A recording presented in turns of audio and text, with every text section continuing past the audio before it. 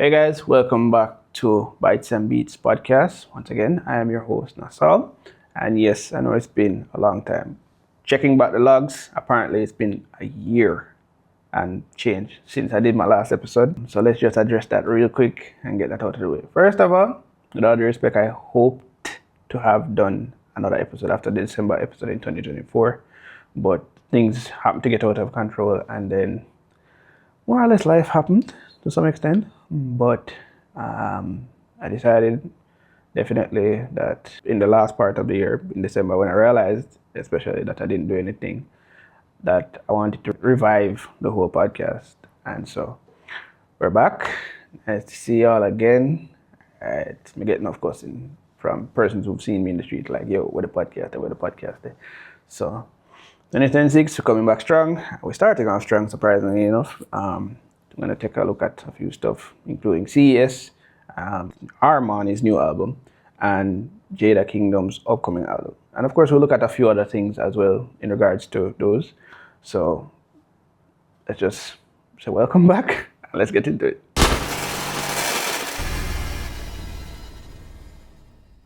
All right, so as I had mentioned, we're actually going to be looking at a few things today. Armani's new album, The Impact, dropped in early December of 2025. Just to make that point clear, see that I haven't been here for a while. Early December 2025, and it was a very interesting album to listen to. Right, it has 15 tracks, and of course, it included features from Jada Kingdom and Basswag and Maladon. Now, just looking at the track list, I found a few tracks rightfully that I like. And I'm going to do like a top 5 thing, but I'm going to do that over on the TikTok page. So, of course, TikTok page is the name of the podcast, Bytes and Beats podcast. TikTok and IG, just to make sure that's clear. All right, going to be doing it over there. So you can look out for that. Top 5 from the album. But I wanted to touch on a few things in terms of what I saw regarding 2 particular tracks. APM was actually a track featured on his Wicked Love EP, which of course featured Maladon and could be considered the first track for the album. But I wanted to see my first track being something else, to be fair. And to my discovery, it was actually Jump. That was actually the first track that was from the album without being associated with another project. The interesting thing though about the album is that it's really a good composition of songs. And I think that it shows a level of versatility that Armani has that in and of itself has more or less been advanced, because he's always been a versatile artist in terms of his flows and the type of rhythms that he utilizes for his songs. And rightfully so, he did his best to cater for the ladies right through as best as is possible. Of course, 1 or 2 songs definitely not for the ladies in regards of being sensual, but more badman tune kind of settings, isn't it? So that for me made the album really good. I must also point out that on iTunes, I don't see a clean version, but on Spotify and Audiomack, I do see clean versions. So that also is a good thing, because a lot of Jamaican artists, let me not say a lot of Jamaican artists, but it's a common thing amongst the artists to not put out clean versions. And I think that we need to start to get back to that. Because for one, at least on the listener side of things, you don't know which environment you'll be in. And sometimes you genuinely want to play Harmony, but you have to make sure it's clean if you're in environments that, especially children circulate, because you don't want them picking up on that type of content.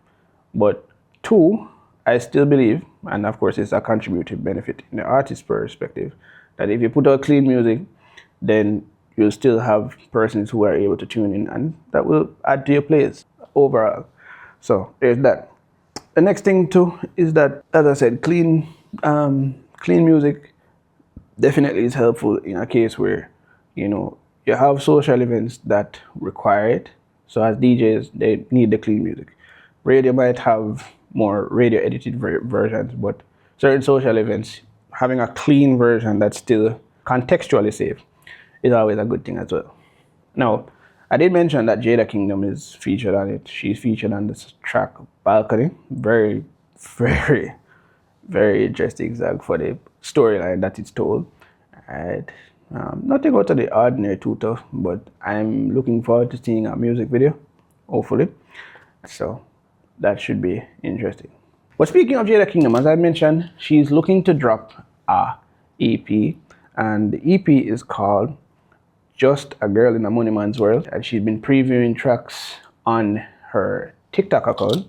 So far we have the first 4 tracks, and based on the the track list that she sort of blurred for various ones, she also has one song that has already been out long before the project is even in circulation, and that's of course The Girls Are Drugs. You can tell by how it is blurred that that's the last track on the EP, which of course is a good thing. Having something that persons are familiar with in terms of wrapping up the album is the EP, it's always a good thing to do.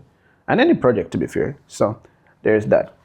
But yeah, as I said, it's slated to release on the 21st of this month. So hopefully when I get to hear the album, we can sort of do like an album review kind of thing. EP review. Let me correct myself. It is an EP, people. So yeah, and so 6 tracks, and as I said, she previewed 4 of those tracks. First 2 being Still Searching and Maxine, both produced by The Genius. And for Still Searching, she actually got Damian Marlin's blessings on that. So if you know the song I'm Still Searching for, yeah, she got Damian Marley's blessings to utilize the sampling of that song. So it's definitely going to be something interesting to hear in full. Also, she previewed Don't Talk to Me. And to me, I think it has like a I Just Wanna Love You sample in it. But of course, we don't know who produced it or anything yet. So when we get that information, hopefully we can get some insight into if it was a sample or if it wasn't a sample.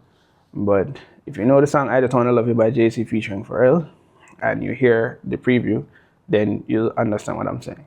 Cool? The last song that she previewed is called Nothing But Pum Pum, and I don't hear any samples yet. So what I realized is that the album, the EP, has a sort of, well, I wouldn't say sample all the way, to be fair, because Still Searching is sampled. Maxine has strong reggae ties, so of course it's going to reference back to older reggae hits. So it's not necessarily sampling, but more about interpolation, if anything. And so I'm really wanting to hear the EP, is what I'm really trying to get at, because it does sound good so far from what we're hearing.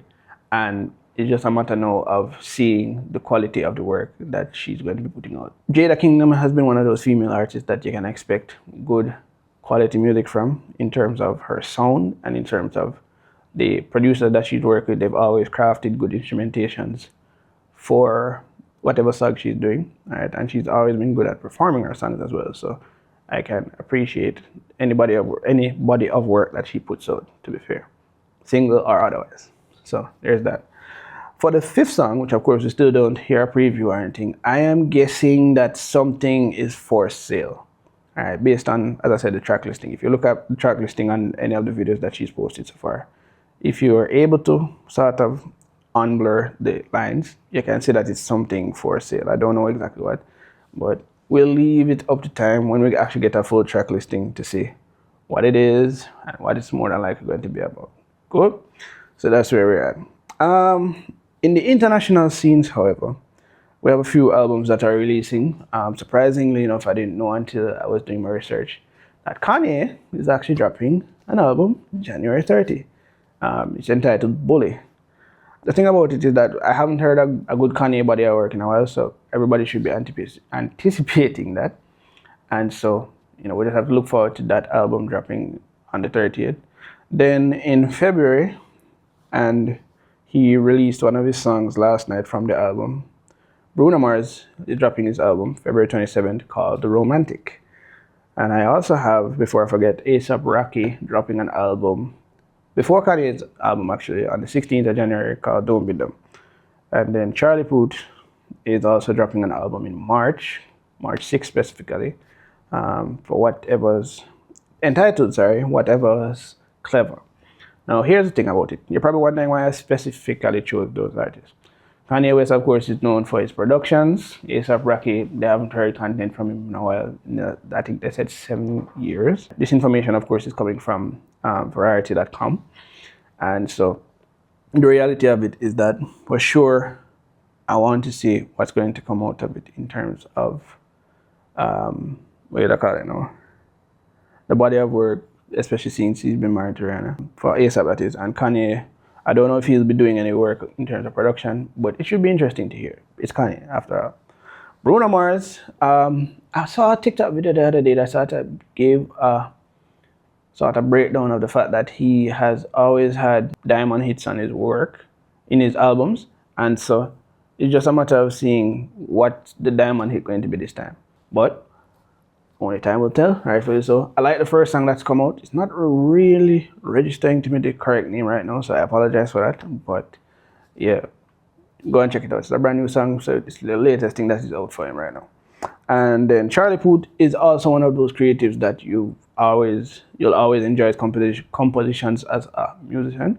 I know he's not so popular in Jamaica, too tough, but definitely has a few songs that resonate with people in the Jamaican diaspora. Yeah. Additionally, in terms of international albums, I think this is a good way to start to wrap this section of the episode. Beyonce is looking to drop an album. We haven't gotten a name or anything. Nicki Minaj also the same. J. Cole is dropping an album, but we have a name for that album, which is The Fall Off, and it is said that it is correlated to the intro on KOD, because of course it's intro and it says intro to The Fall Off. So looking forward to seeing the full storyline on that album. Additionally, Kehlani, after dropping Folded, has confirmed in an interview with her daughter, actually, because her daughter did the interview and asked her mom the questions, which was quite cute, to be fair. She did an interview on Billboard's YouTube channel about her album. She hasn't given a release date or the title of it, but she definitely confirmed that, yeah, it's album year. And they did a little album dance, which was quite cute. But yeah, that's it in terms of music that I want to touch on in today's episode. As I said, I started looking to go into the album review kind of thing, just giving some general thoughts, and I might even break down some it's going to be opinionated, but some opinionated review in terms of the composition and the instrumentations and all that, because, you know, I like that kind of stuff, to be fair, and make some good content. So there's that. So as I said, we're going to go ahead and take a quick break, all right, just to conclude this segment of things, and then we're going to go ahead and talk about CES and some of the tech that came out this year, and then we'll look to conclude this episode quite nicely. Glad to see you all back. If you're new here, welcome to the Bytes Beats podcast. All right, and once again, my name is Nasal. Be back in a moment.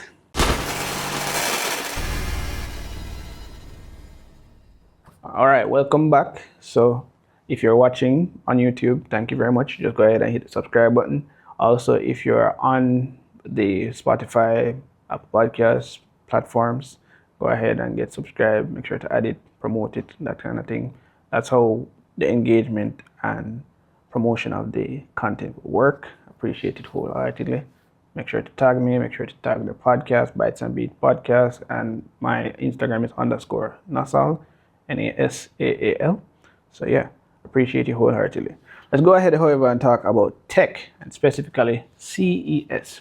Now, at the time of the recording, it's January 9th. Hopefully I got it out on time, to be fair, because I want to say, yeah, CES would have concluded. And what CES is, for, just in case you don't know, is the annual trade show that is held by the Consumer Technology Association in Las Vegas. And this year they held it from January 6th to January 9th. And what this event normally does or shows off is, as the phrase or the acronym, sorry, would stand for, is Consumer Electronics Show. So consumer electronics, everything, everyday items, everyday technology kind of thing. And so in my more or less slight research, because as I said, it concluded to this, I'm still delving into what came out and sort of looking to pick some things that are interesting to me so we can do a full CES recap episode. Wish I could go, but of course I just have to work with the various outlets that are there and are sharing information. But for me, especially, I'm normally interested in their laptops and any other unique things that would interest me. But for now, I'm gonna look at three laptops and something that I'm going to wait. You're gonna have to wait and listen and pay attention to what I want. But the first laptop definitely got best PC or laptop of CES according to Engadget. That's Engadget. And this is the Dell XPS 14 and 16, all right? Because of course they're working with the line up of laptops. Now the problem is that they killed the Dell XPS lineup. Dell specifically killed the XPS lineup last year and sort of brought this back as a reboot and sort of a send off in a sense to say that, look, we now know you love the XPS lineup, but we're making this last batch to say, yeah, a nostalgic type of feeling, and then they're going to rename it to some extent, to rename and rebrand, better yet, to be the Dell Premium. Weird name, I'm going to be honest with you, but hopefully we still get the same great product that the Dell XPS lineup offers. Now, the Dell XPS lineup is more of their higher end consumer products. So if you're more into business and thing and you want something that's a little more powerful, or even gaming to some extent, you can use that XPS. And so, as I said, they're looking to change over the name from XPS to Premium. And so their high-end models will be called Dell Premium. They haven't confirmed if they're going to release the premiums this year. So I will do my research definitely and get back to you with that when we do the full CES recap episode for sure. The next laptop, or the next concept actually, because they haven't made any official confirmation that this will go into production fully. Right? And to be fair, when you hear the concept, you're going to say probably they shouldn't to some extent, because you may not know the use case or the user that it's fit for. But trust me, every product has somebody who would be interested in it. It's just a matter of marketing it properly, to be fair. But the concept, or the promising concept that Engadget gave most promising concept, is the Lenovo Legion Pro Rollable. Now, to put it simply, Lenovo created something with a simple yet powerful premise, where it's a gaming laptop with a screen that can go wide or get wide with the touch of a button. So in essence, you're getting a basic screen and you're being able to expand it. So the thing about it is that you have the options now in terms of aspect ratios to get either 16 by 10, 21 by 9, or even a 24 by 9, depending on the situation that you want to be utilizing it. So on a regular laptop, we have a 16 by 9 aspect ratio. So if you're watching on your computer now, it should be a 16 by 9 aspect ratio. And then, based on what you just heard a while ago, it gets wider and wider. So if you've ever seen an ultra wide screen, that's a 21 by 9 or 24 by 9, depending on how wide they make it. But, that's the type of thing that they're trying to integrate into a small chassis computer in this case. I think, however, that idea is not too bad, especially in a case where the laptop is going to be more or less in a space where it can be utilized effectively, like in a tech company or even a media house where they do a lot of editing and probably need to expand the screen based on whatever they're doing. And I think also for streaming, it would be a good fit, because if you have a wide screen, you can put everything on it without having to walk with an extra monitor type of thing. So there are use cases that make sense, best believe. We're going to go ahead and talk about the best of CES according to PC Mag before I get to the last thing that I mentioned earlier. So PC Mag is saying that instead of the Dell XPS, they give the best laptop to the Lenovo ThinkPad X1 Carbon Gen 14 laptop. And the reason they're giving it the best laptop of CES 2026 is first of all, space frame is what they're calling it, interior design, which of course they say is the overall of the X1's internal components to create more room for the improved thermal performance, along with more user replaceable parts that we've ever seen in any ultra portable ThinkPad laptop. The reason why I say in any ultra portable ThinkPad laptop is because the company Framework has developed a laptop that is hyper modular, which means you can change every component almost. Well, yeah, from motherboard to USB port to sound driver, that kind of thing. You can change them out like cartridges. Not to mention something that, of course, everybody needs to be able to do. I believe everybody needs to be able to at least. You can change your hard drive, you can change your RAM. The two most important things in my book that I have to be able to change on any laptop are those two things. And this also actually opens up the conversation about the right to repair, where in a case where your item is damaged, whether it's the iPhone, whether it's a camera, whether it is your fridge in some extent, you should be able to repair it on your own without it costing you an arm and a leg to send it back to the persons who made it to then get it sent back to you, that kind of thing. It's a whole discussion in and of itself, and it's something I think people need to read upon and sort of defend, especially when it comes to spending, for example, $1,000 on a phone and have to send it back and be without a phone for weeks. Well, depending on how long it takes, because it varies from manufacturer to manufacturer. But being without a phone for an extensive period of time is not something persons want to do. For example, being without your devices that make you money, especially, is not something that you want to be able to do. You want to know that if something breaks today, you can get a part today, you can fix it today, kind of thing. But of course, a lot of persons don't want to get into the technicalities of repairing stuff, but just that accessibility is important to a lot of persons, especially in computer spaces where, especially for the Macs, where everything is integrated, you have to definitely send it back because everything is so closely tied into each other that you can't do anything about it. But that's another conversation for another time. All right. Another thing that came out in regards to that X1 Carbon though is the fact that there is no real visual difference. If you put an X1 Carbon from this year and one from last year beside each other, you wouldn't be able to immediately tell the difference. But internally, one major upgrade is in the OLED display in terms of it has a higher brightness level.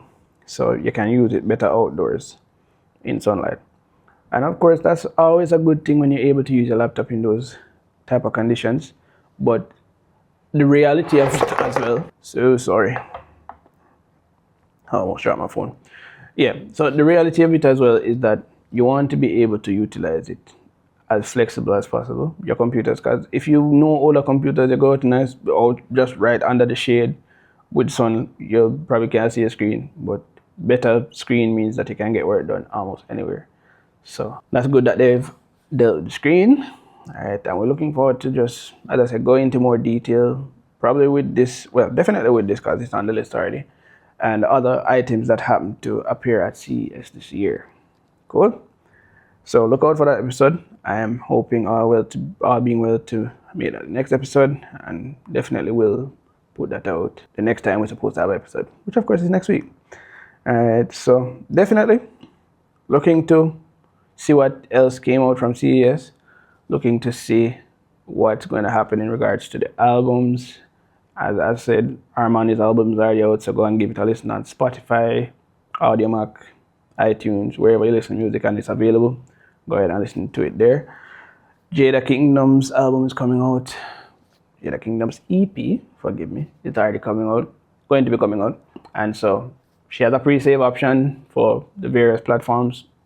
Do the right thing, support local talent, and save them, pre-save them from now. So once them drop, they're available in your media service of choice, and you can go ahead and listen to it. As I said as well, looking at the CES content next week. So definitely, if you want, you can go ahead and look at Engadget's webpage in terms of what they talked about. You can also look at PC Mag's content in terms of what they talked about from CES, and you can tune into any other You can tune into any other news outlet that would have covered CES as well to see what they also say about it and some other stuff that came up. So you can have a bit of an insight and hear my opinions next week when we drop the content. Cool? Do remember to follow the page on TikTok and IG. As I mentioned, I'm going to be doing some content in regards to the top 5 from Armani's album, and I think I'm going to do short form content in regards to music definitely on there, as well as some stuff that I wouldn't want to put immediately in the podcast. Of course, once the content drops, you can go ahead and leave your comments. You should be able to leave your comments on the YouTube video as well if you're watching on YouTube. All right, and wherever else it is possible, leave a comment, leave some feedback. Tell me how I'm doing, tell me how I'm not doing, that kind of thing. It's always helpful to get feedback and get you guys supporting the content. And let's just make 2026 a good year. Before I forget, Happy New Year. Definitely. Happy New Year. And thank you for sticking through and waiting patiently, although it's been a year and odd. All right. And I am looking to be consistent with it. Sort of putting some systems in place to make that easier on me so that we can get these episodes out in good time, in great quality. And so, yeah. Thank you very much for watching or listening, because you're probably listening on Spotify or Apple Podcasts. So thank you very much for supporting the content. Like I shared, and see you, or I'll let you hear me in the next one. Bye, guys.